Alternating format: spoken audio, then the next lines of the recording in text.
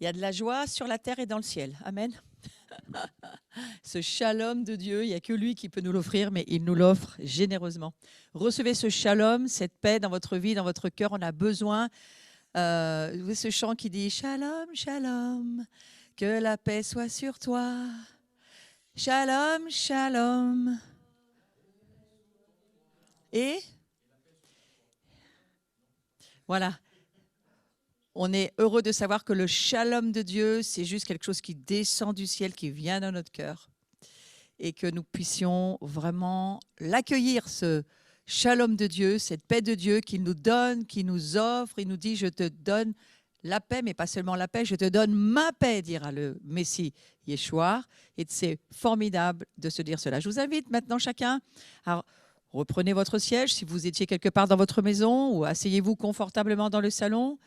Pour ceux qui êtes sur Zoom, vous pouvez garder votre fenêtre ouverte ou la fermer, peu importe. Aujourd'hui, on va plonger dans la parole de Dieu et j'aimerais, parce que c'est une deuxième partie d'enseignement, je vais essayer de ne pas être trop long, mais j'aimerais reprendre quelques points de ma première partie pour que ceux qui nous rejoignent juste maintenant, vous ne soyez pas perdus. Sachez que la première partie de le secret de la communion fraternelle, c'est mon sujet. Il y a des secrets dans la communion et nous sommes dans une saison, il faut le comprendre. Eh bien, vous pouvez trouver la première partie sur notre chaîne YouTube Abri-VCF et aussi sur notre site, parce que je crois qu'elle doit y être aussi. Voilà. Alors, j'ai commencé cet enseignement en parlant de l'importance de la communion fraternelle pour Dieu, pas pour nous, mais pour Dieu. Et c'est impressionnant de se dire que une des dernières prières de Jésus dans Jean 17, qu'il soit un, que tous soient un. Alors ça, on le sait quand même fondamentalement, il y a quelque chose qui revient en nous, Jean 17, qu'il soit un. Mais on va aller un petit peu plus loin dans le verset qui dit « Tu es en moi et moi en toi, afin qu'eux aussi soient un en nous. » Alors nous devons être un en eux, le Père, le Fils et le Saint-Esprit. Être un dans une triunité, une trinité déjà qui est là et qui, quelque part, c'est pour être troublant parce qu'ils sont trois, il faut être un en trois. Donc là, je pense que vous avez perdu vos mathématiques et que quelque part, il va falloir le Saint-Esprit pour comprendre ce mystère de la tripartie de Dieu, trois parties. Dieu est trois en un et c'est quand même très fort d'y penser. Ensuite, j'ai été sur le fait que bien sûr, le Seigneur, il est éternel, infini, universel. Tout ce qui vient de lui prend son caractère. Dans cette saison de confinement, on déconfine tranquillement et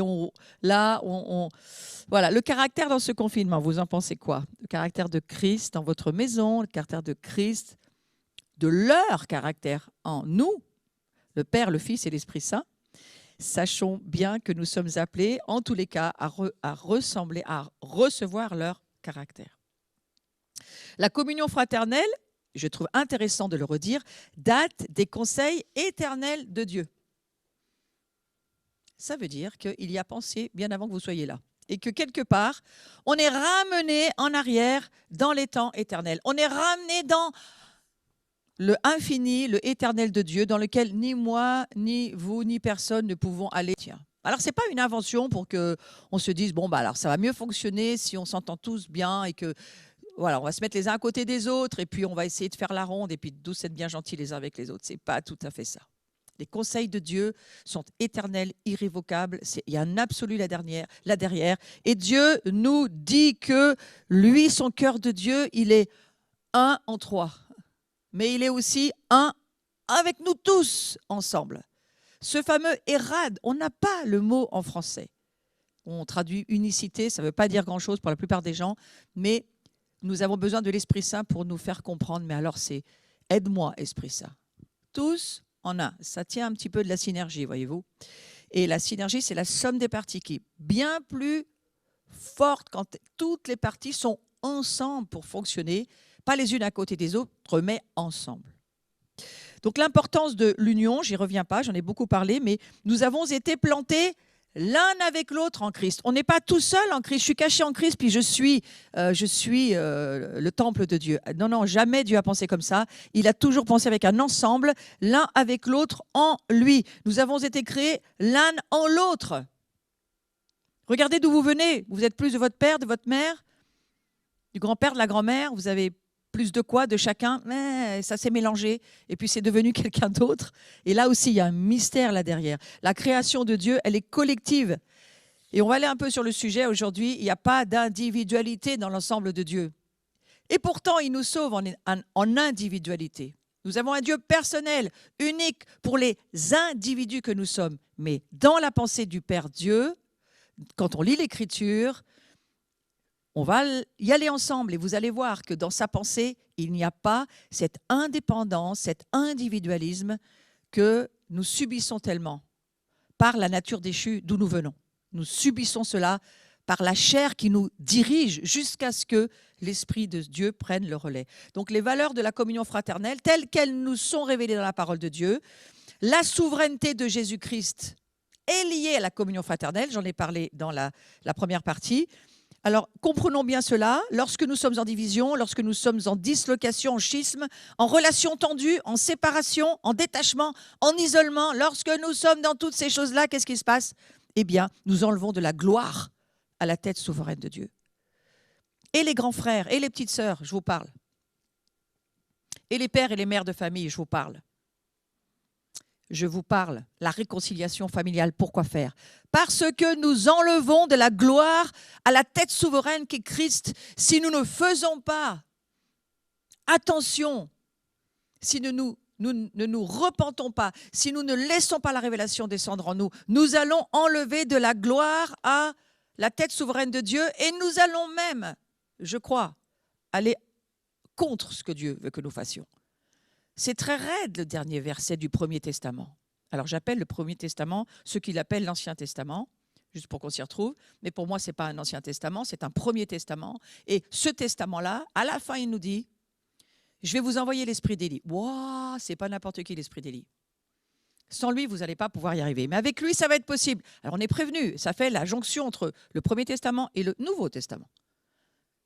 Et ça nous dit, si vous ne faites pas attention à vos relations familiales, mais si vous ne faites pas attention aussi avec votre relation les uns avec les autres,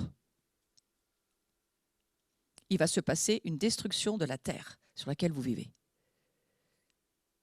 C'est quand même il aurait pu finir que la communion du Saint-Esprit soit avec vous tous et soyez heureux et on se retrouve dans le Nouveau Testament. Mais ce n'est pas tout à fait ça. La façon dont le Premier Testament se termine, c'est un petit peu stressant quand même. C'est, je vous préviens, ou vous vous laissez faire par l'esprit d'Élie. C'est un esprit de feu et de puissance. Et quand Élie dit qu'il ne va pas pleuvoir, il ne va pas pleuvoir. Et quand il dit qu'il va pleuvoir, il va pleuvoir. Donc voilà, il y a Dieu derrière. Est-ce que vous ne voudriez pas bien écouter ce que je suis en train de vous dire? C'est aussi là ce pourquoi je vous parle ce matin de la communion fraternelle. Parce que c'est le sujet, il me semble, qu'il faut vraiment recevoir par le Saint-Esprit. La communion fraternelle, elle implique toute la signification de la croix. Ce n'est pas seulement un bois vertical, mais c'est un bois horizontal. Et on ne peut pas l'enlever. On ne peut pas l'enlever, cette croix.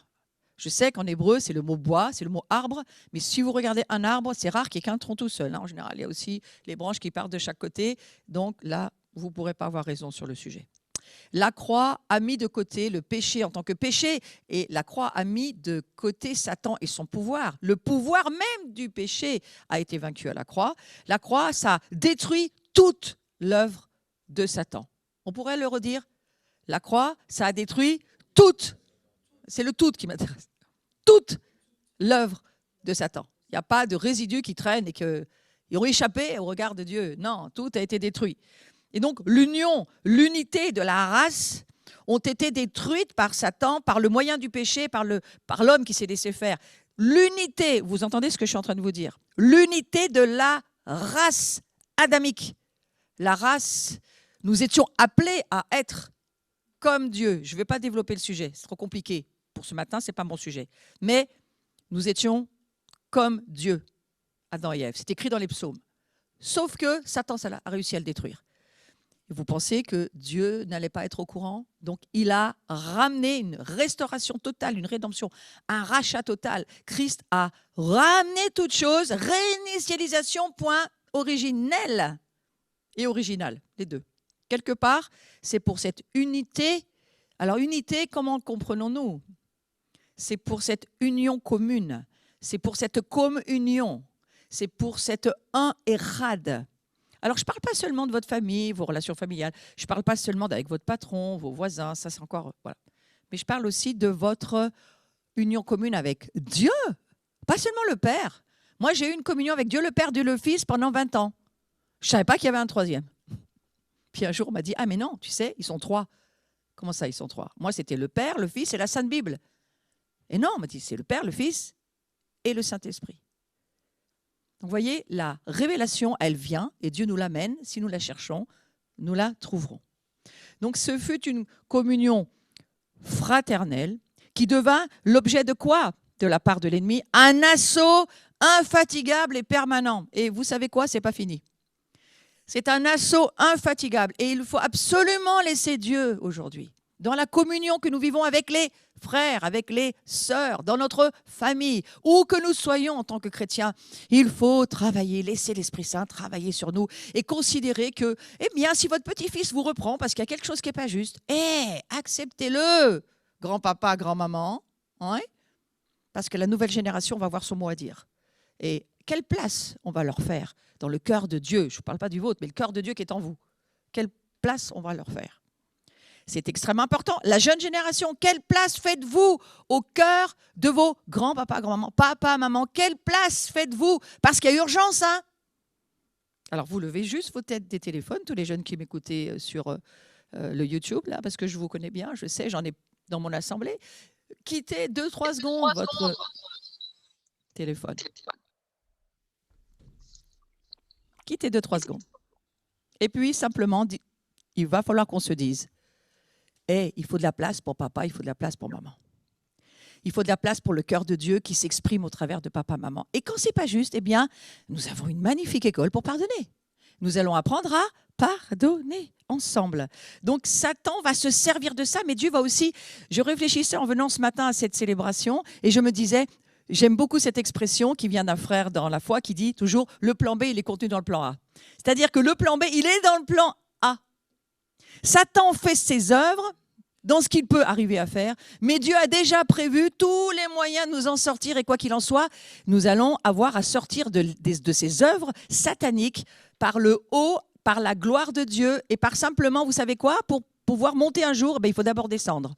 Donc il va falloir que nous nous humilions, que nous acceptions, les anciens comme les plus jeunes, de nous repentir, de nous abaisser. Pourquoi? Mais parce que Jésus l'a fait. Parce que l'humilité, c'est une des premières choses dans ce qui se passe entre Pâques et Pentecôte. Il va falloir nous humilier, continuer à nous humilier, à dire, c'est pas mon âge qui me donne raison. C'est pas parce que j'ai 60 ans que j'ai raison sur les 15 ans. Et Dieu, il est en train de laisser la nouvelle outre se reformer et il vous propose d'y participer. Est-ce que vous voulez participer ou pas? Parce que si vous restez une vieille outre, vous savez quoi? Moi, j'ai une vieille outre dans mon bureau, une vieille outre, c'est une vraie en pot, hein, que je n'ai pas passée à l'huile parce que je n'ai pas pris le temps. Mais elle est sous mon bureau. Et je peux vous dire, je me dis toujours, ne deviens pas comme ça. On ne peut plus rien mettre dedans, elle est toute dure, elle est toute cassée, c'est fini, c'est impraticable. On ne peut plus rien faire de cette outre-là. Mais si vous continuez continuellement à... Continuellement, c'est intéressant comme mot, à se dire qu'on va la huiler, on va la passer à l'huile pour que cette outre, elle reste malléable, docile, accommodante. C'est pour moi les qualités de l'obéissance. Donc je dis aux plus anciens, c'est ceux-là qu'on a besoin d'entendre, hein. Malléable, docile, accommodant. Allez chercher dans le dictionnaire, là, je n'ai pas le temps. J'ai une prédication dessus, mais ce n'est pas pour aujourd'hui.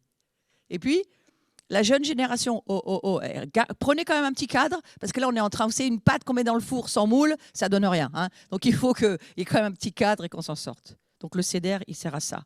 Remettre les choses autour de la table, en place, dans l'ordre. Israël en premier, les nations autour, et on s'écoute, et la communion fraternelle. Dieu le Père a toujours pensé à cela. Mais Satan aussi. Et la preuve évidente, la destruction totale de ses œuvres à la croix a fait savoir à Satan ce que Dieu en pensait. Maintenant, je vais vous dire une chose. Imaginez un père de famille. Dans l'adoration, j'ai commencé à rentrer dans ce petit voyage. On est un petit peu comme les Celtes, dont on voyage dans l'adoration. Alors, j'ai quitté un peu la salle et je suis allée voyager dans cette pensée. Imaginez un père de famille. Il est le père d'une très nombreuse famille et toute sa famille est partie dans les nations. Alors, il y a aux États-Unis, dans les continents asiatiques, africains, il y en a de partout. Toute sa famille, elle est répartie sur la terre entière. Mais, dans sa pensée, il aimerait faire une fête de famille de temps en temps. C'est ce que moi j'appelle, j'ai compris qu'étaient les fêtes de l'Éternel, Pâques, Pessah, Pentecôte, Shavuot, on y va. Et puis, Sukkot, la fête des tabernacles. Ça, c'est des grandes fêtes. Plus tard, lorsque le royaume va être complètement établi, réétabli sur la nouvelle terre que sur laquelle il va marcher, mais qui s'appelle quand même la terre d'Israël et le mont des Oliviers, lisez le chapitre 14 de Zacharie, il va remettre ses pieds, le Messie, sur le mont des Oliviers. Et on va avoir là un grand, grand repas de famille. Celui-ci, on l'attend tous avec impatience. Il va y avoir du monde.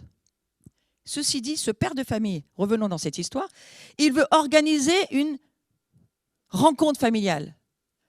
Et ça devenait très compliqué, voyez-vous, parce qu'on a beau tous prendre des avions et se rencontrer en nation, d'une nation à l'autre.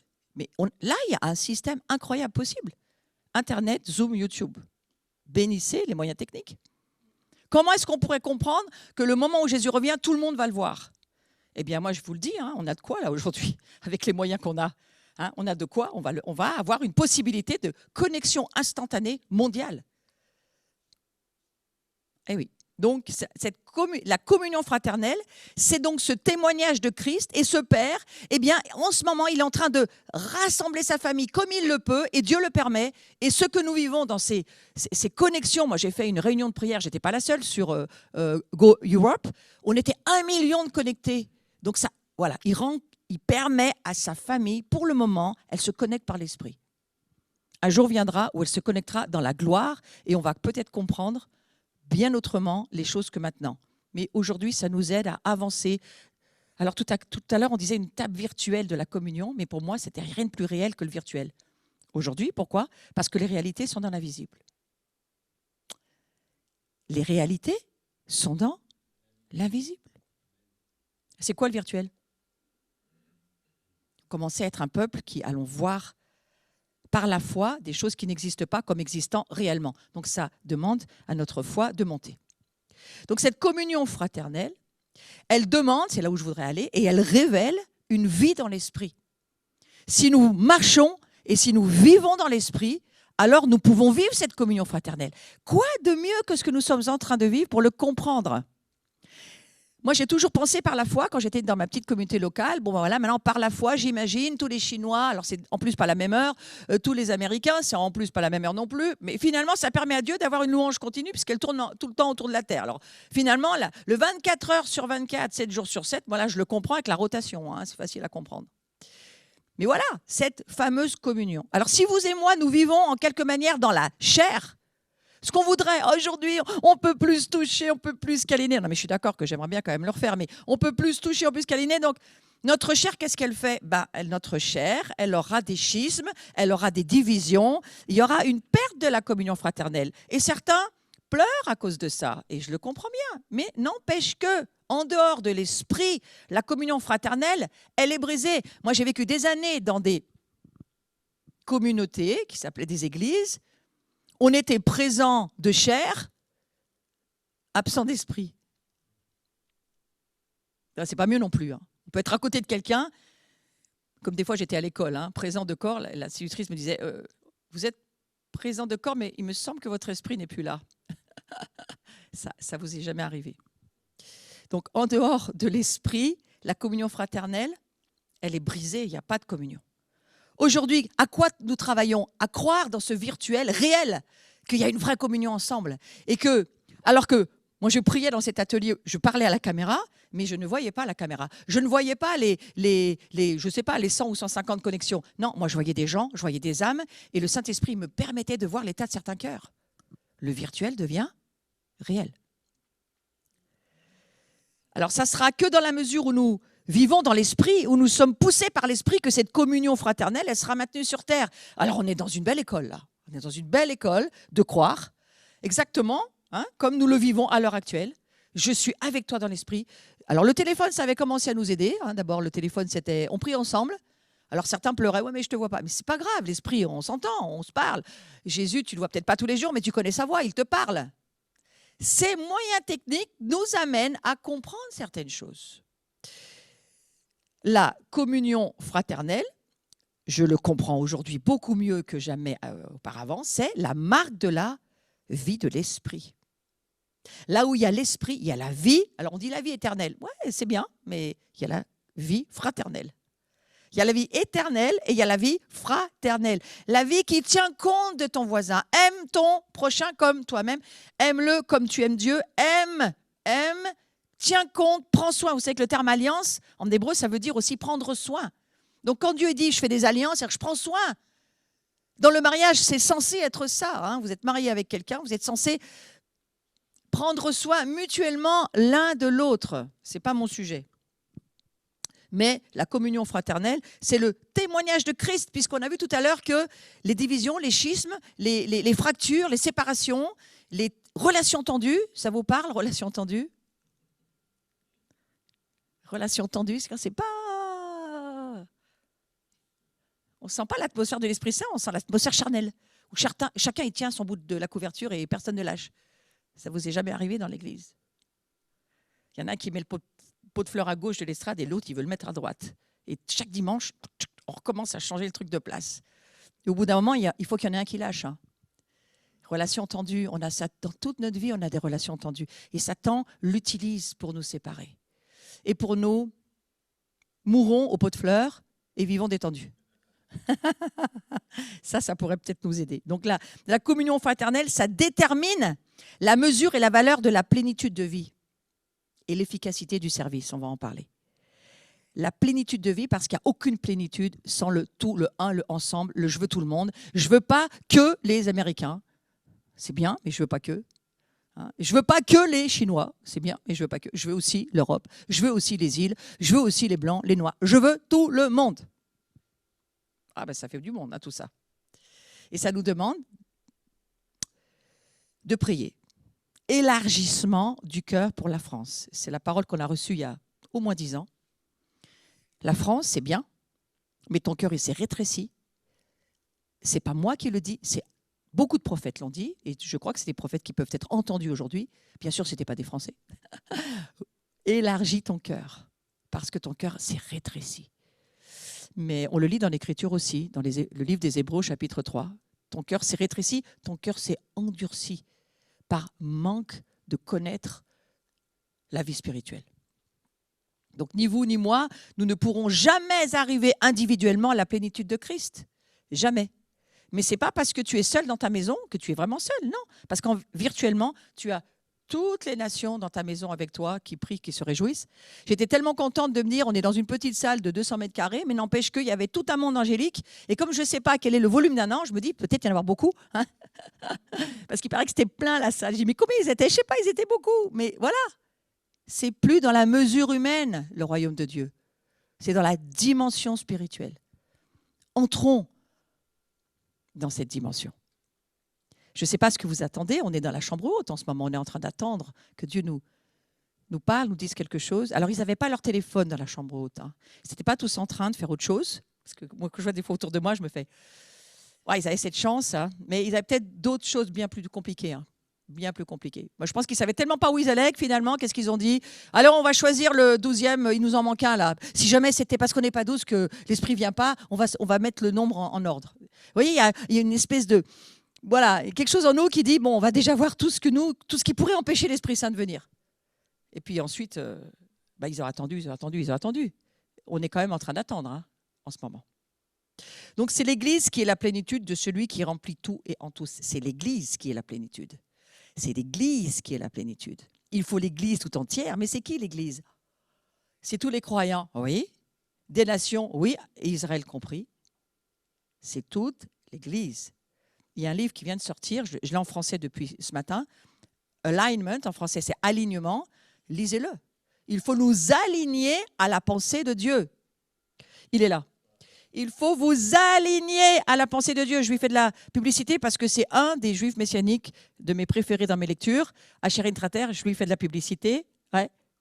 Il faut vous aligner Alignment, c'est le titre du livre de chez Emmet Éditions, des amis d'à côté de Valence. La France est une terre de bénédiction pour les traductions, pour les transmissions. Donc cette communion fraternelle, elle détermine beaucoup de choses. Nous croîtrons, sans communion fraternelle, on ne peut pas croître, on ne peut pas grandir. Il faut les autres. Il faut les autres pour te frapper un peu la chair, pour que tu puisses saisir tous les changements qu'il va falloir laisser l'Esprit Saint faire en toi. Dieu veut que chacun contribue à l'édification, à l'enrichissement de toutes nos relations mutuelles. Et je le redis, toutes les générations doivent avoir de la place. La chair, elle te dira, les plus vieux, ils savent le mieux. Mais Dieu ne dit pas ça. Lisez dans l'Écriture, il ne dit pas ça. L'efficacité du service en dépend. Le service de la vie spirituelle dépend de la qualité de tes relations avec tes frères et tes sœurs dans la communion fraternelle. Nous n'accomplirons jamais le service le plus complet, le plus efficace pour Dieu en gardant une position d'individualisme ou surtout d'indépendance. En aucun cas, Dieu nous veut dans l'indépendance. Alors, les blessures font qu'on s'isole. Quand on a été frappé pendant 10 ans, 15 ans, 20 ans sur un service à Dieu, on a tendance à se faire une forteresse autour de nous, à ne laisser plus personne rentrer. Ça, c'est toutes les histoires de la communion dans nos églises. Hein. Et chacun fait sa tour et on a des carcassonnes dans nos églises. Alors maintenant, il faut créer des ponts et des murs de jonction, de jointure entre les tours, au moins qu'on puisse faire des tours de garde pour aller se voir. Puis dans un moment, je pense que ces tours vont être détruites. Ça va finir par venir. Que Dieu soit béni. Tout ce qui se fait dans cette ligne individuelle n'atteindra qu'un certain point. Ouais, tu peux, dans ton service individuel, dans la communauté dans laquelle tu es, ou l'œuvre dans laquelle tu travailles, oui, tu vas aller jusqu'à un certain stade, mais tu seras limité. Tu m'entends bien? Mais si, à un moment donné, tu laisses ta tour être détruite et que tu vas vivre, travailler avec les autres pour voir la richesse qui pourrait aussi apporter pas pour ta tour, mais pour le royaume de Dieu, alors les choses vont vraiment pouvoir être multipliées. Et il me semble que c'est cela, cette saison, que Dieu est en train aussi de nous dire. Pourquoi tant de convergence entre les ministères? Pourquoi tant de nations qui doivent se rencontrer? Pourquoi maintenant la culture asiatique, elle doit rencontrer la culture occidentale? Pourquoi les Noirs doivent rencontrer les Blancs? Pourquoi toute cette multiplicité, diversité, pluralité? Eh bien, ça, c'est la définition du mot érad. C'est la pluralité, diversité, complémentarité de ce que Dieu a mis dans des individus, mais qui ne sont pas faits pour vivre seuls. Ils sont faits pour le mixer ensemble et laisser l'apostolique gérer la complémentarité, la diversité, la pluralité. Ça, pour moi, c'est la compréhension de l'apostolique. Un des hommes que je trouve le mieux à gérer ces choses, je ne le flatte pas, je dis juste que j'ai appris beaucoup de lui, c'est David Demian. Lorsque je le regarde, je me dis, lui, il pratique ce que moi j'ai compris de la communion fraternelle. Une personne qui est capable de gérer des nations et de dire, l'Asie c'est fait pour ça, l'Afrique c'est fait pour ça, l'Europe c'est fait pour ça, et maintenant chacun a sa place et quand c'est votre temps.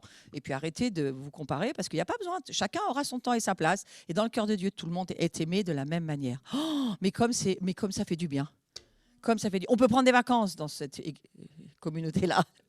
On peut prendre des vacances. Lorsque nous comprenons le service à la lumière de la vérité, de la réalité du corps de Christ, alors ça contribue à l'accroissement. Parce que tu n'es pas toujours en train d'être tendu dans tes... Parce qu'il faut que tout soit fait à la perfection, parce qu'il n'y a rien qui sera fait à la perfection. Ça, c'est juste pour t'apprendre l'humilité. Le seul parfait, c'est Christ. Et lui, il aimerait que ce soit lui qui soit vu, pas ton service. Donc, je me fais plein d'amis ce matin. La communion fraternelle, c'est une chose organique et non quelque chose qui puisse être organisé. On ne peut pas organiser la communion fraternelle. Elle se vit par l'Esprit Saint. Et tu sais, très souvent, quand tu as quelqu'un dans l'esprit, même que tu ne connais pas, en quelques secondes, tu sais. Tu le connais, tu l'as rencontré. Le virtuel devient réel. Et tu sais en 30 secondes si cette personne, elle connaît Christ ou elle ne le connaît pas. Ça, c'est un prémisse, à mon avis, du fonctionnement du royaume, où à un moment donné, on saura les choses directement. C'est une chose intérieure, la communion fraternelle, une chose puissante en valeur.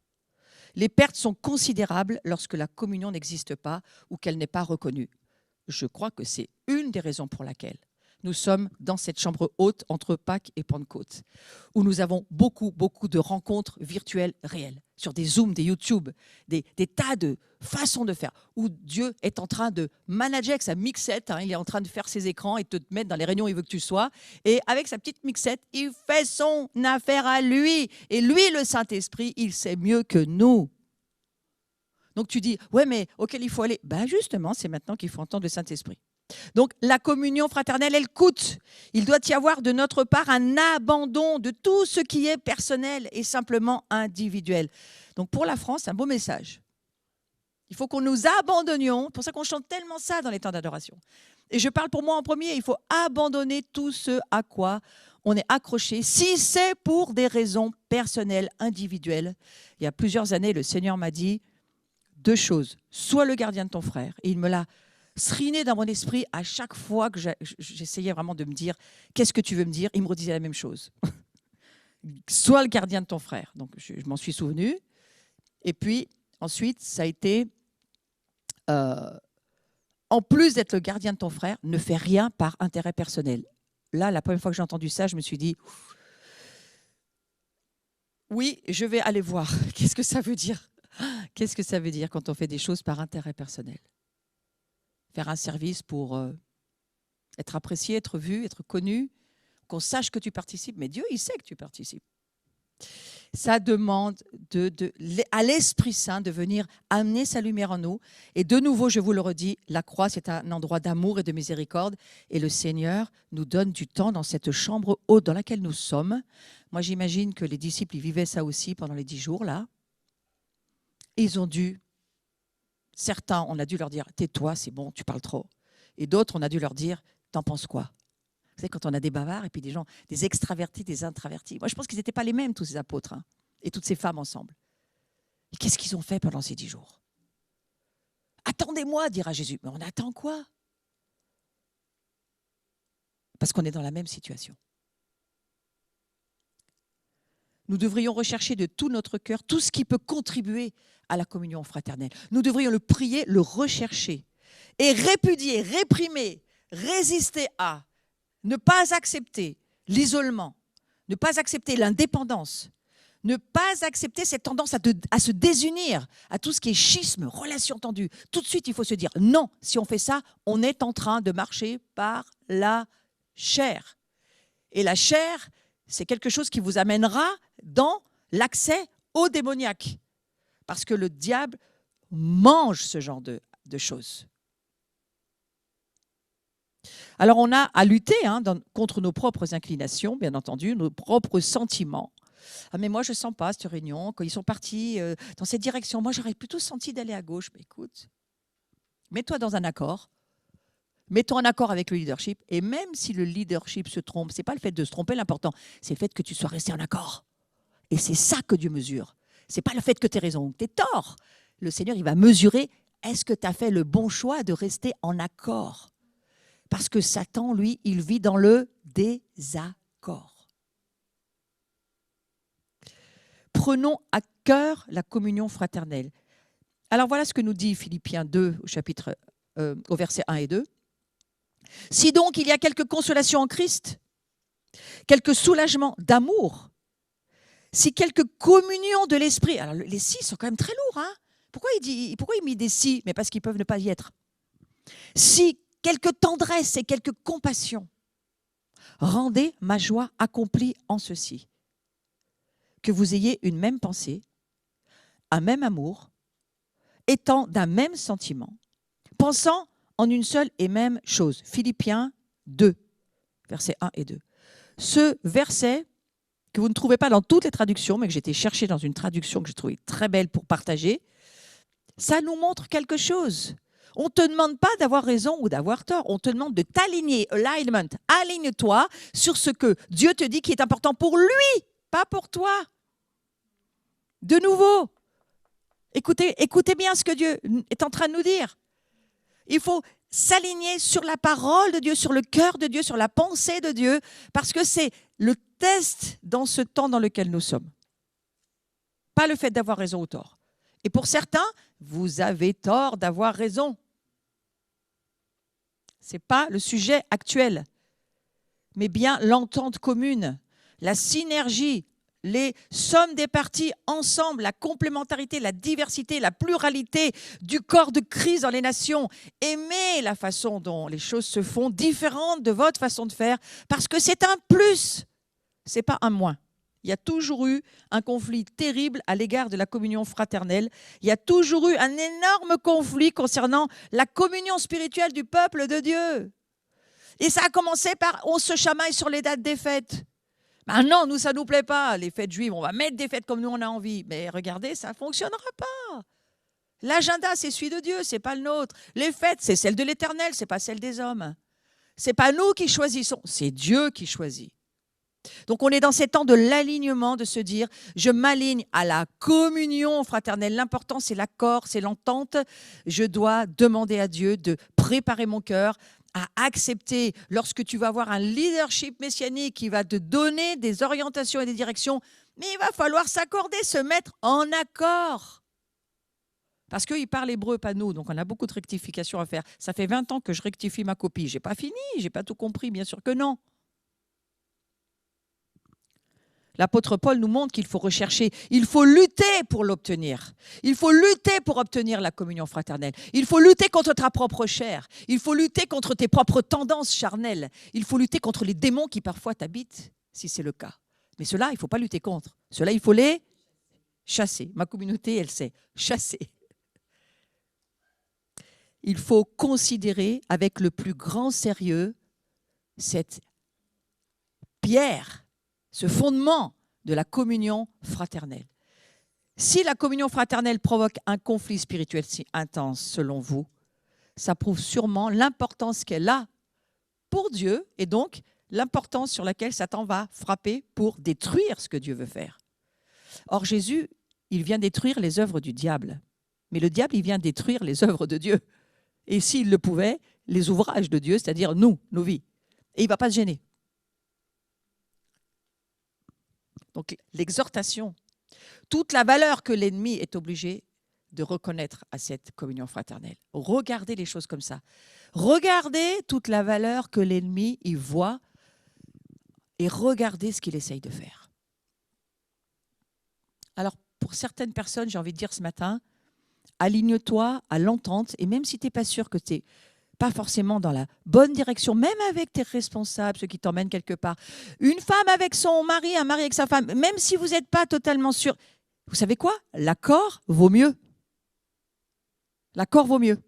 Parce que c'est ça qui est regardé dans cette saison par le Seigneur. Exhortation adressée à l'égard de la communion fraternelle. Vous savez que Dieu il met beaucoup d'exhortations pour nous encourager à nous dire, vous savez, c'est vraiment important pour moi, ma famille. C'est important pour moi, ma famille. C'est important pour moi. Peut-être pas pour toi, tu as fini par te dire « Oh, bah tu vois, nous, on s'est jamais bien entendu, dans la famille, ça ne fonctionne pas, mais moi, je vais essayer de faire autrement dans ma famille. Parce que moi, j'ai eu, pas mes frères, mes soeurs, ça n'a pas fonctionné. Bon, bah voilà, écoute, voilà, ça ne fonctionnera pas, j'y crois plus. Mais je vais essayer de faire autrement. » Mais tu ne pourras pas faire autrement. Sans que d'abord, tu ailles voir en arrière et que tu remettes toutes tes relations correctement, au moins dans la prière.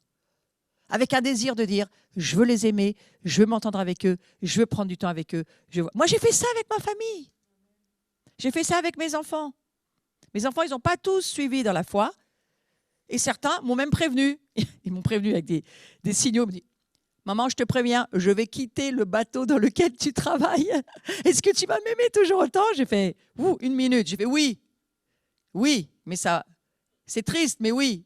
Mais je t'aimerai toujours autant. Mais c'est la même chose avec Dieu. Tous ceux qui sont sortis du bateau, ils sont où aujourd'hui? Ils sont en train de travailler à leur témoignage pour revenir. Et nous, on prie pour les faire revenir. Et le cœur de Dieu, il les aime tous autant. Tous autant. Dieu aime les pécheurs. Vous savez ça? Vous savez qu'il aime les pécheurs, Dieu? Mais sinon, comment il vous aurait aimé? Donc, s'il y a quelque consolation en Christ, le vrai terme, ce n'est pas consolation, c'est s'il y a... Alors, j'ai été chercher chez des personnes qui parlent le grec, parce que moi, je ne parle pas le grec, mais j'ai la foi dans ceux qui l'ont appris. Donc, je prends les expressions pour nous aider. S'il y a quelque consolation, donc c'est le mot exhortation. S'il y a quelque exhortation en Christ, ça veut dire, est-ce qu'on peut s'encourager en Christ? S'il y a quelque soulagement d'amour, alors là non plus, ce n'est pas la bonne traduction, il faudrait traduire, s'il y a quelque encouragement, s'il y a quelque persuasion dans l'amour. Je parle à ceux qui ont perdu des zones d'amour dans leur cœur pour des personnes de leur famille, leurs proches, ceux qui ils ont abandonné l'idée, ils ne prient même plus, ils n'ont plus envie de s'en occuper. Pour eux, c'est fini, c'est mort. Sachez que rien n'est mort pour Dieu. Rien n'est mort pour Dieu. Donc s'il y a quelques encouragements, persuasion dans l'amour, c'est-à-dire si l'amour a le pouvoir de vous pousser à m'écouter, ouh,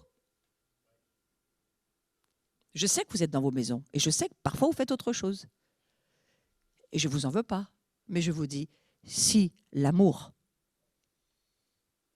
a le pouvoir de vous pousser à m'écouter, c'est ça que dit Paul, alors écoutez bien.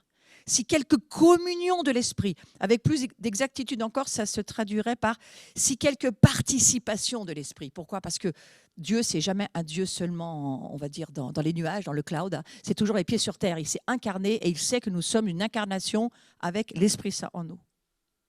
Et donc, il y a une participation de la nature divine. Si nous voulons participer à cette qualité d'amour dont il est question en Jésus-Christ, ça veut dire quoi ? Eh bien, si quelque tendresse, quelque compassion, on va le dire autrement, si vous avez un cœur, et si dans votre cœur, il y a quelque compassion, vous avez un cœur ? Waouh ! Alors, quel défi ? Je vous pose une question. Et Paul, il arrive sur ce sujet.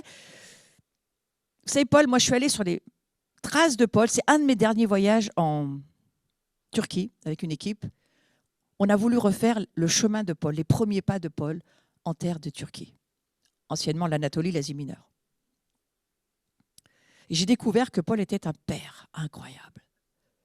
C'est pas le pharisien, on explique aux enfants, c'est un pharisien qui s'est converti, puis voilà, il est tombé de son cheval, puis après il a vu clair, et puis enfin là, moi je vous raconte le Paul que je connaissais quand j'étais enfant. Mais là, en marchant sur la terre, Paul, c'est un vrai père qui aime profondément la famille que Dieu lui confie. Il parle en père, il parle en frère, il parle dans les relations familiales. Et il dit ceci. Il arrive dans ce texte et il dit, un peu comme un médecin qui, dans sa clinique, il reçoit un patient. Et il va lui poser une question à ce patient, il dit, parce que ce patient, il arrive et puis à son sujet, comme, voilà, il dit, j'ai mal à la tête, j'ai mal au corps, j'ai un problème physique. Et Paul, c'est pas ce qu'il dit. Il dit, est-ce que vous avez un cœur ou est-ce que vous n'en avez pas ? Un peu comme un médecin. Il vous pose la question ce matin. Vous avez un cœur ou vous n'en avez pas ? Vous vous laissez persuader par l'amour du Christ en vous ou vous n'avez pas envie de vous en occuper ? Ça ne vous intéresse pas finalement. Le service vous intéresse plus que l'amour du Christ pour les autres. Réfléchissez à quelqu'un que vous avez laissé tomber dans l'amour. Un frère, une sœur, un patron, en Christ ou pas en Christ. Mais vous avez dit non, celui-là, non, c'est fini. J'ai plus la foi, je ne peux plus. Et Jésus, lui, il a toujours la foi pour dire on ne lâchera jamais rien. On ira chercher le dernier des derniers qui ne pourra pas. On l'aimera quand même. Et il faut se laisser persuader par cet amour-là. Et c'est là où Dieu veut nous emmener. En tous les cas, pour nous, la France, je crois que c'est une partie vraiment de notre appel, de nous laisser persuader par l'amour. Et je trouve que le mariage nous y aide beaucoup, à nous laisser être persuadés par l'amour. Quand le diable te fait croire que tu ne peux plus aimer quelqu'un, 40 ans de vie commune, tu fais alors c'est bon, j'ai ma dose. Et Jésus dit, si tu me demandes, tu peux encore. Mais tu ne pourras pas sans moi. C'est formidable parce qu'on l'a toujours. Il est toujours avec nous. Je ne parle pas qu'à moi, je parle à beaucoup de gens.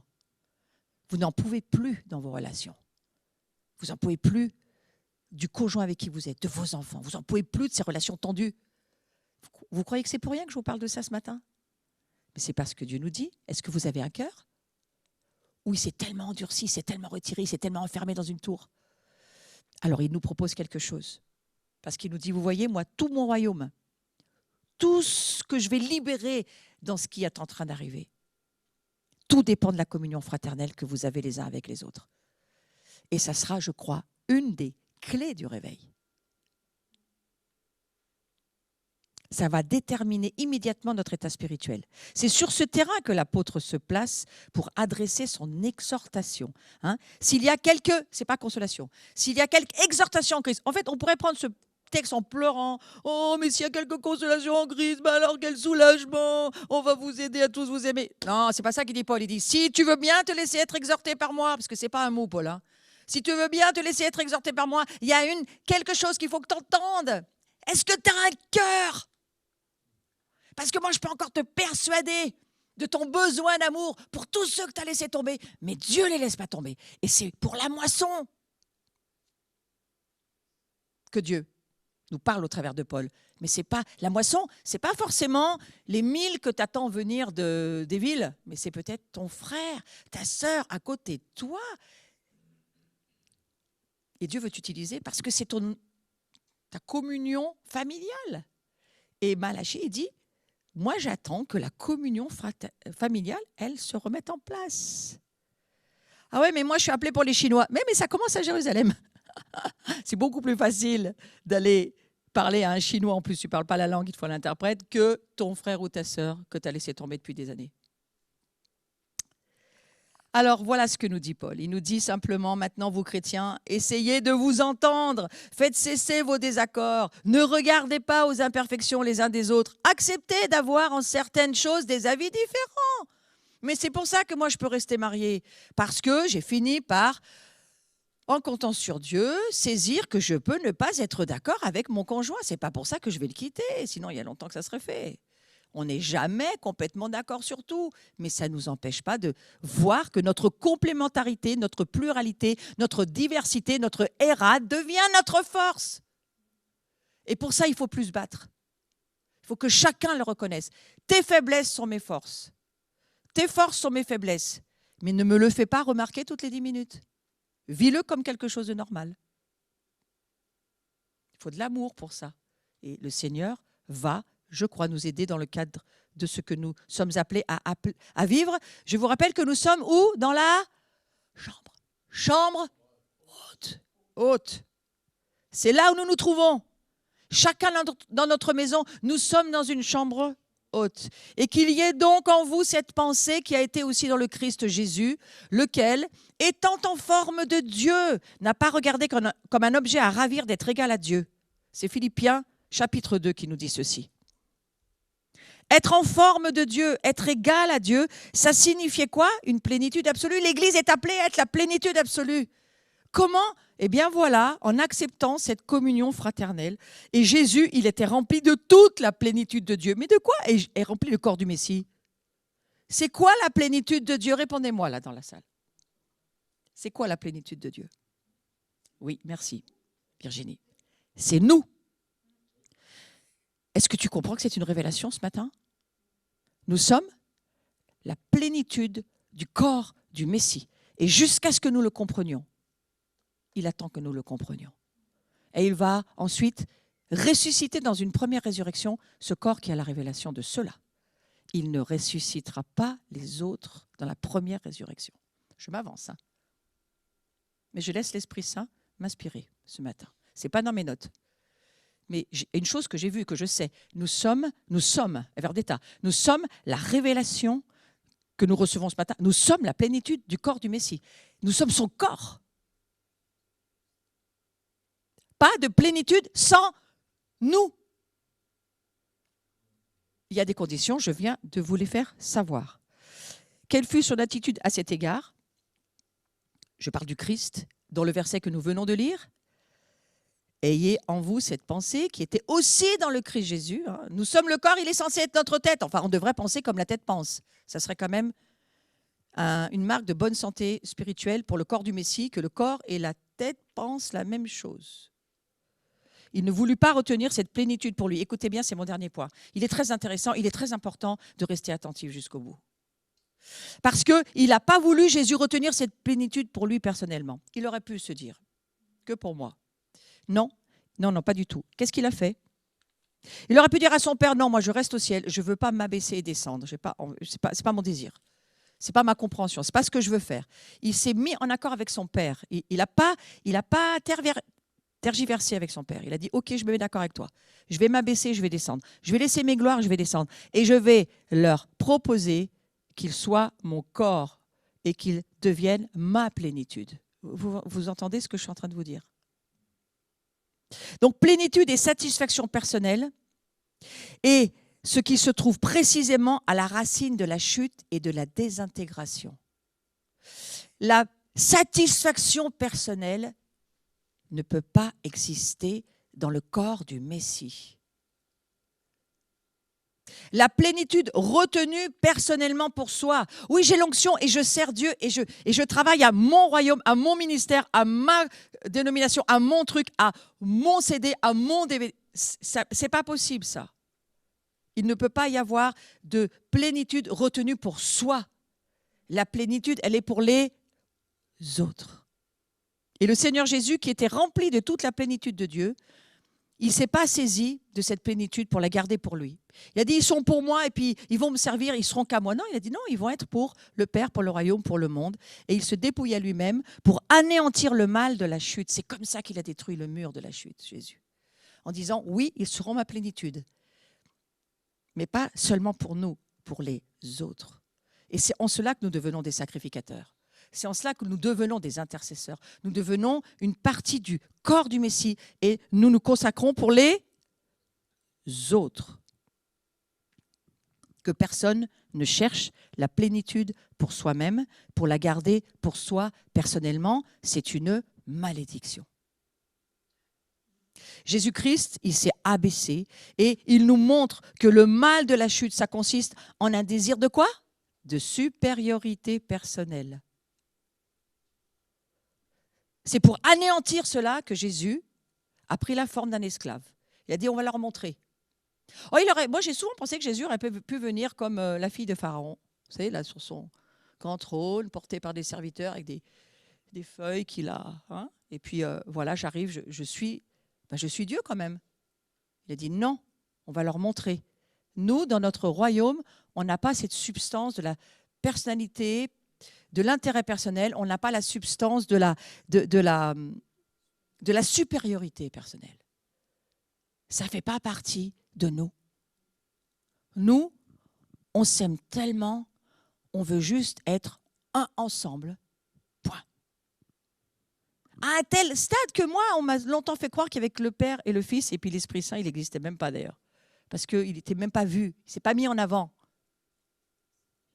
L'Église ne doit rien savoir, elle non plus, de cette recherche de supériorité. La valeur personnelle, frères et sœurs, il faut la laisser à terre, juste avant que nous entrions dans le temps de Pentecôte. Il faut laisser cette valeur personnelle. Pourquoi ? Parce que, regardez, c'est ce qu'a perdu Lucifer, ça demande de l'adoration. Si tu penses que tu as une valeur personnelle, tu vas avoir besoin d'être adoré par les autres. Si tu comprends que ta valeur n'est pas en toi, mais en tout, dans le tout, tu n'as plus besoin qu'on t'adore. Parce que c'est tous les autres qui vont être adorés en même temps que toi. Enfin, je ne dis pas qu'il faut que ça soit ça, mais c'était l'exemple que je prends. Donc la communion fraternelle, elle exige quoi ? L'abandon absolu de ce besoin de désir de personnalité et de valeur personnelle. Vous imaginez le monde aujourd'hui ? Travaille à ta valeur personnelle, c'est tellement important, il faut que tu montes, ton don, il est tellement formidable, et ton ministère, wow, il faut qu'il soit écrit sur toutes les chaînes YouTube. Cachons-nous en Christ. Christ, c'est notre protection, notre sang, notre nom, le signe de la croix. Lui, dans notre valeur ensemble, doit être vu, pas nous.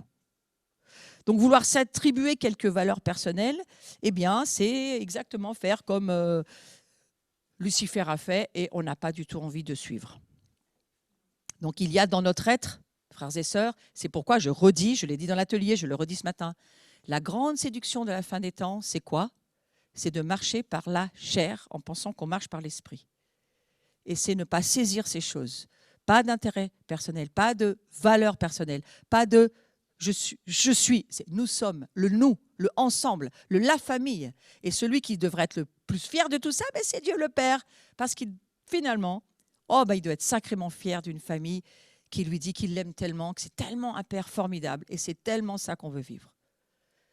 Et d'avoir un cœur qui, finalement, se réjouit tellement de voir que l'autre, eh bien, il nous met aussi dans la lumière de la plénitude. Parce que l'autre, c'est nous. J'entends plein de amen de partout. Donc, il y a cette communion de l'esprit qui ne peut être obtenue que dans la mesure où en nous sont ces sentiments qui étaient en Jésus-Christ. Persuasion par l'amour. Ne lâche pas celui que Dieu a mis à côté de toi jusqu'à ce que tu retrouves une relation vraie d'amour avec lui. Je crois que c'est aussi pour ça qu'il avait prévu des familles dysfonctionnelles, fractionnées. Ce n'est pas lui qui a fait ça, mais la chute l'a permis. Et lui, il nous laisse vivre dans cet état de fracture, dysfonctionnement, séparation, comme ce virus qui nous met en distanciation sociale, c'est le mot vraiment qu'on emploie tout le temps maintenant, et le Christ de dire au diable, regarde ce qu'ils font.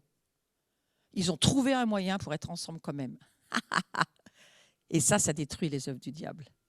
Ça détruit les œuvres de l'ennemi. Pas de recherche de satisfaction, pas de recherche de supériorité personnelle. Et là, je peux vous dire, bon, à part les Zooms où il y a des écrans qui s'ouvrent, mais vous savez, ceux qui ne veulent pas ouvrir leurs fenêtres, alors des fois, c'est parce qu'ils n'ont pas envie pour plein de raisons, mais c'est aussi peut-être parce qu'on n'a pas envie de se mettre en avant. Eh bien, c'est une très bonne chose. Aucun désir de gouverner, de diriger dans la force de sa volonté propre, de sa gloire personnelle. Il faut laisser tout ça avant Pentecôte. Aucune pensée de mérite. Mais on ne mérite rien, on est tous sauvés par grâce. Aucune pensée d'ambition, d'honneur personnel.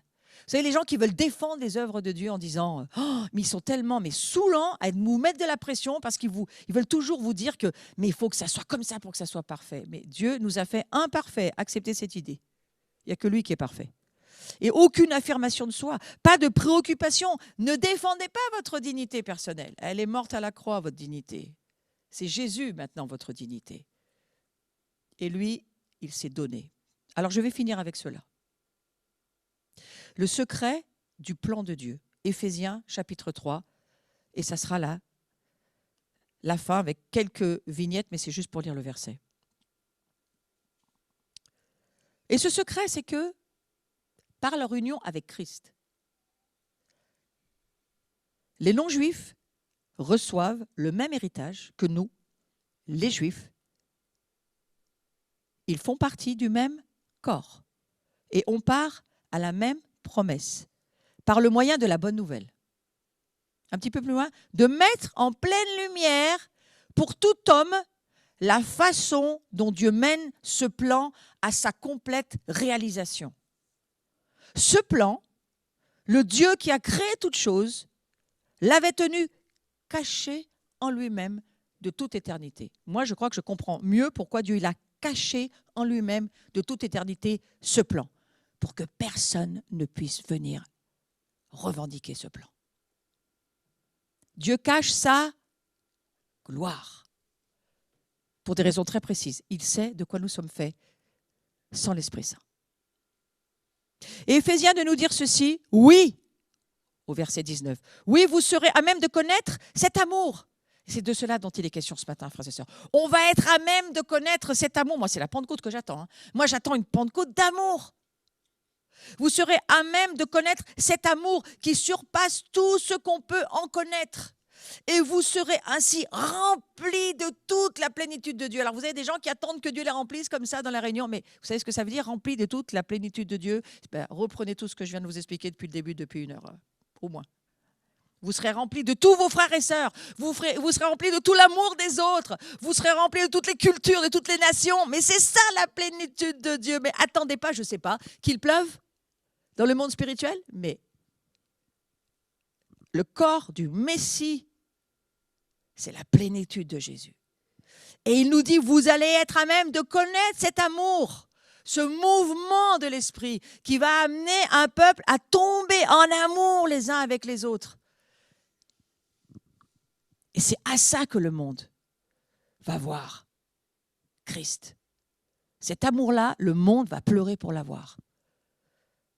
Et c'est cette Pentecôte-là qu'il faut qu'on demande au Seigneur. Et il persévérait dans la doctrine, mais il persévérait aussi dans la communion des apôtres, dans la fraction du pain et des prières, toujours dans cette même pensée. Aimons-nous, demandons de l'amour, aimons-nous. Est-ce que c'est ça qui va faire qu'on va les inviter à table? Et puis, quand il n'y aura pas assez, Dieu va multiplier.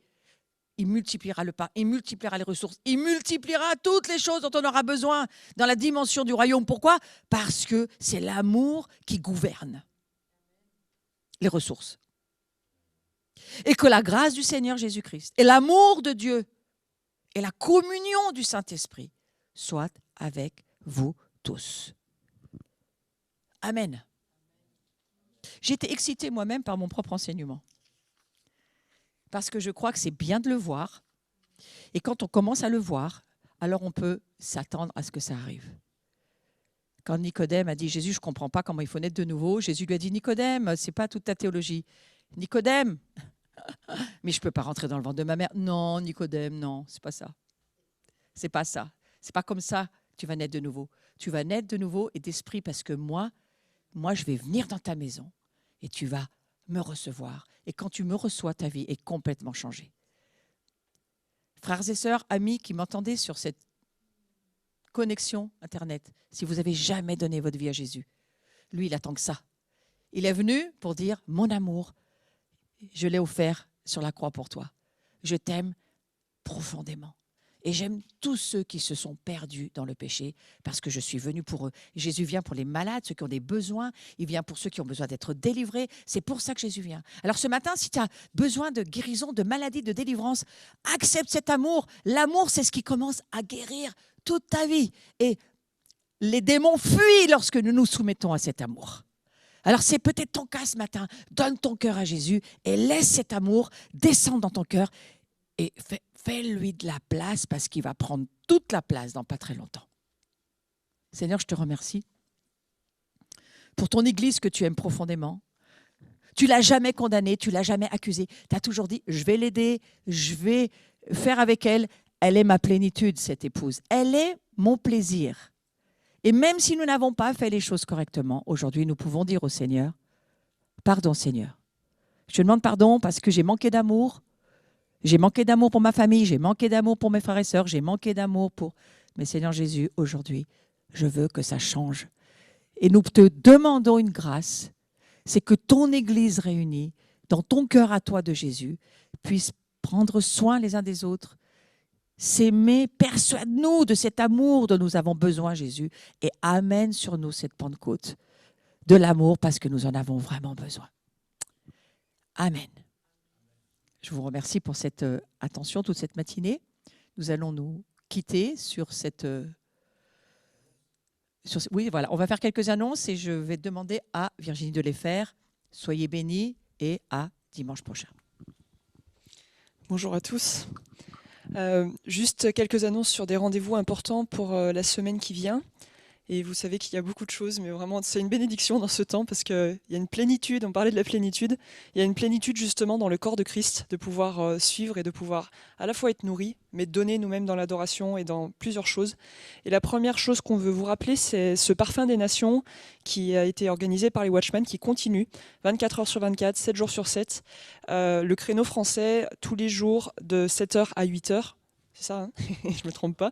Voilà, donc chaque jour, c'est un groupe différent, mais vous pouvez entendre toutes les nations tout au long de la journée. On vous encourage à aller sur leur site, c'est en live. Ensuite, pour la communauté, nous vous donnons rendez-vous mardi soir pour la Maison de la Forge, pour lever vraiment notre intercession. Christophe, si tu peux changer de vignette, du coup, si tu y arrives. Si tu te mets dessus, normalement, tu déroules juste, ça va faire tout seul. Voilà, super, parfait. Donc, sur Zoom, on se retrouve vendredi soir à partir de 20h, mardi soir, pardon, à partir de 20h. Et ensuite arrive Pentecôte. Et donc là, on va avoir différents rendez-vous. Donc, avant Pentecôte, excusez-moi. Réveiller les guetteurs, le cours de disciples, le cours de vraiment pour s'engager et pour se réveiller dans son identité, pour pouvoir s'engager dans le royaume, marcher par l'esprit. Si on comprend qui on est, on peut commencer à marcher par l'esprit, on peut commencer à s'engager. Et quand on est nous-mêmes guéris, eh ben, c'est là où Dieu peut commencer à nous utiliser. Et ces cours, ils sont là pour ça, pour qu'on devienne actif dans son royaume. Alors on vous encourage vraiment à nous rejoindre, à rejoindre Flo par Zoom à 15h tous les jeudis. Et donc sur ce jeudi, vous pouvez vous inscrire sur l'adresse contact qui est écrite sur vos écrans. Vous envoyez un mail à cette adresse en disant « Je veux m'inscrire pour le cours des guetteurs » et on vous enverra toutes les informations dont vous avez besoin. c'est gratuit. Voilà. Ensuite, juste une petite info, n'oubliez pas, si vous souhaitez rejoindre la communauté pour prier le matin, pour les veilleurs de l'aurore, c'est toute la semaine en dehors du week-end, donc du lundi au vendredi.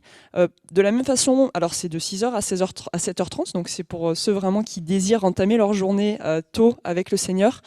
Et de la même façon, vous pouvez nous écrire sur l'adresse contact. L'idée ici, c'est de prier surtout pour la communauté, pour ce que Dieu fait. Donc écrivez-nous et on vous expliquera ce qu'il en est. Mais ça n'empêche personne, et c'est vraiment important aussi, chacun, prenez des créneaux, parce que la Maison de la Forge, c'est pas de 6h à 7h30 chaque jour, mais c'est en continu, toute la semaine, toute la journée, les soirs. Nous avons besoin d'intercession, nous avons besoin de lever nos cœurs dans la prière, de passer du temps avec Dieu. Alors ce créneau, c'est très bien, mais n'oubliez pas les autres créneaux. Et levez-vous pour une prière continue dans ces temps. Nous savons combien c'est important. Ensuite, Christophe, voilà, on a rajouté ce slide parce que maintenant vous avez compris que nos événements sont retranscrits en direct sur notre chaîne YouTube. Alors on vous encourage à aller sur la chaîne YouTube, à aller vous abonner, à cliquer sur la petite cloche à côté pour ne pas rater les notifications des événements qui arrivent en live et qui se passent. Et par exemple, merci à ceux qui sont connectés sur YouTube aujourd'hui, qui ont pu suivre cette célébration. On est bénis que vous soyez bénis au travers de cet outil. Et quand vous suivez un événement, eh ben, vous allez voir une petite main en bas et vous pouvez liker. Donc une fois que vous êtes dans l'événement, vous pouvez juste aller cliquer sur le petit pouce. En fait, c'est pas écrit, donc c'est pas traduit de toute façon. Vous cliquez sur le petit pouce, d'accord ? Et oui, mais c'est ni aimer ni rien du tout. Vous cliquez sur le pouce. C'est pas écrit aimer. Ça n'est pas écrit aimer sur YouTube. Donc vous cliquez sur le pouce et ça veut dire vous aimez, vous likez. Ok ? Voilà. Et ensuite, les rendez-vous de la fin de semaine. Alors important. Premier rendez-vous, c'est jeudi à 14h pour la Pentecôte pour les Watchmen. Donc c'est le déversement et on sait que ça sera à nouveau un temps béni. Il sera traduit en français par moi-même et par Gabi aussi. Donc rendez-vous pour ceux qui le peuvent à 14h ce jeudi. Ensuite, le vendredi soir, réunion en ligne pour France en Feu. Vous savez que normalement ce week-end, c'était un week-end qui devait se dérouler physiquement. Ça ne sera pas possible. Mais du coup, nous vous donnons rendez-vous. Donc c'est sur le YouTube de France Prière où on va pouvoir retrouver cet événement. Florence fera une petite intervention à ce moment-là, mais c'est sinon de l'adoration, des temps d'intervention certainement. C'est vraiment France en Feu qui va dérouler cette soirée à 20h. Et rendez-vous très important, et nous on veut mettre l'accent vraiment sur ce rendez-vous, samedi soir. Rendez-vous pour Shavuot, Pentecôte, organisé avec Carlos Payan et nous-mêmes. Et vous allez pouvoir retrouver cet événement sur notre chaîne YouTube et le retrouver aussi sur le Facebook Live de Carlos Payan. Et là, nous aurons donc comme invités principaux Marc Blancou et Yuval Yanet. Tout comme on avait pu faire Pessah, on va pouvoir passer Shavuot ensemble. Et pour nous, c'est vraiment important de passer ce sang. Donc, ça sera le samedi soir à 20h. Préparez déjà votre communion pour ce temps-là. Ça va être un temps vraiment qui va marquer la fin, qui va marquer Shavuot. Donc vraiment un rendez-vous, 20h30, pas 20h, 20h30, rendez-vous ce samedi 30 mai, et vous recevrez de toute façon à nouveau toutes les nouvelles par la lettre de nouvelles avec les connexions. Voilà, c'est tout pour les annonces pour aujourd'hui.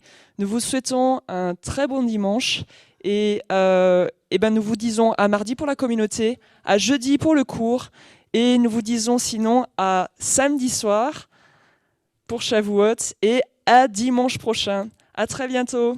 Nous vous embrassons et nous vous aimons.